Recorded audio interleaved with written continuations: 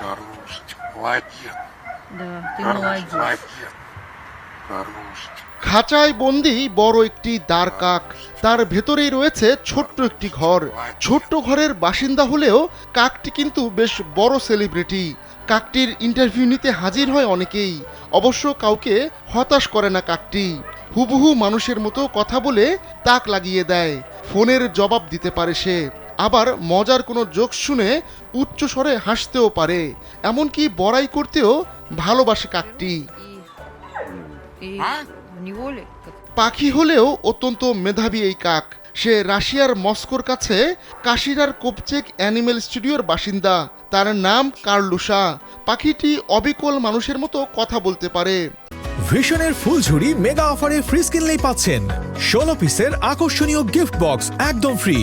এই স্টুডিওর প্রধান আনা পোনোমারেভা তিনি জানান, কার্লুশা প্রথমবার যখন কথা বলে ওঠে তখন চিড়িয়াখানার কর্মী হতবাক হয়ে গিয়েছিলেন, কারণ কার্লুশা ওই কর্মীর নাম ধরে ডেকেছিল, তাও আবার স্টুডিও প্রধানের কণ্ঠস্বর নকল করে। Хорошечка.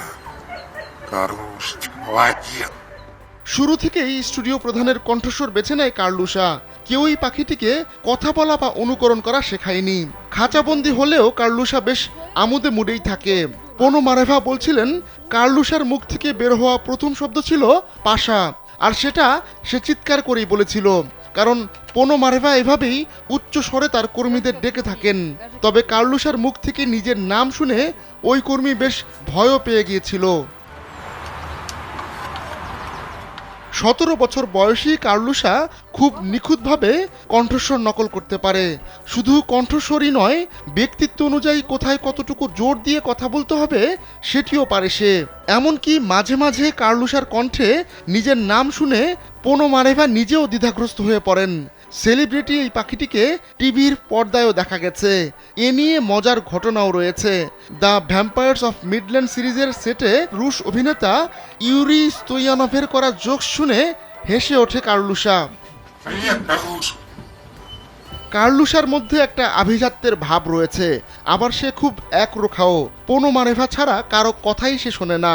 কেউ কাছে গেলেই তাকে ঠোকর মারে। পোনোমারেভা ছাড়া কাউকে ঘেঁষতেও দেয় না সে। অবসর সময়ে কার্লুশার সবচেয়ে পছন্দের কাজগুলোর একটি হচ্ছে খাবার নিয়ে খেলা করা। আবার সামনে খাবার পেয়েই দ্রুত খেতে শুরু করে না কার্লুশা, বরং এটা তার কাছে বিনোদন। অবশ্য কার্লুশা ছাড়াও চিড়িয়াখানার অন্য প্রাণীরাও সেলিব্রিটি, তাদের দেখা যায় টিভির পর্দায়। আহমদুল্লাহ শিকদার, কালবেলা।